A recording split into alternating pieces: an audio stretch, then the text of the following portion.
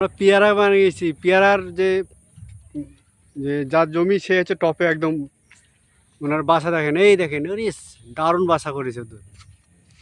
তো পেয়ারা খেতে এসেছি। দেখা যাক ভাই আমাদেরকে। ভাই কতটা গাছ আছে ভাই? হ্যাঁ, 1.5 বিঘা। কতটা গাছ আনুমানিক?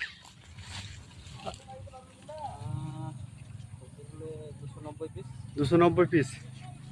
বাহ, কত টাকা মোটামুটি আইডিয়া যে বেচা কিনা হবে আপনার?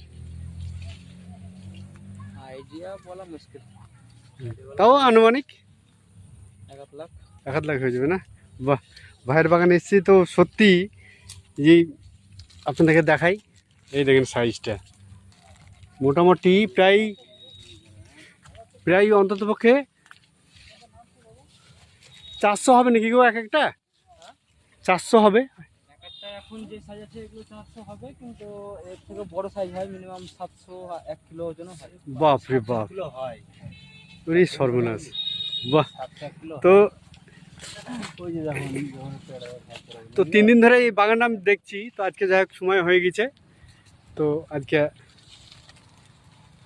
চলে আসলাম। তো ভাবলাম যে একটা শর্ট ভিডিও করি, তো চলে আসলাম। দূর থেকে ভিডিওটা করেন, দূর থেকে। ধন্যবাদ। পেয়ারা নিতে? কি নাম তোর? ভালো জোরে বল। হৃদয়। তোর নাম কি? আসি তোর কি? পদ্মা। তোর নাম কি? তিথি সর্দার। সাবাস। তোর বাড়ি এখানেই? পড়াশোনা কোন ক্লাসে করিস?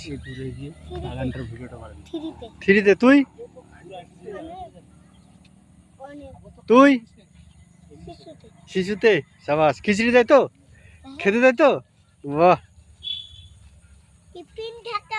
হ্যাঁ, টিফিন থাকে। আমাদের জন্য নিয়ে আসবে। হ্যাঁ, কালকে আমরা কিন্তু আমি যাবো, তোকে নিয়ে খাবো। হ্যাঁ,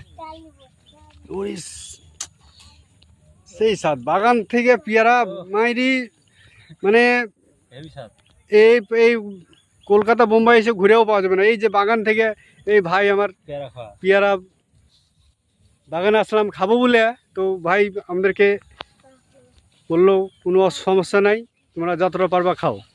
তো ভাবলাম যে খেয়েও নিচ্ছে, এবার নিয়েও যাবো।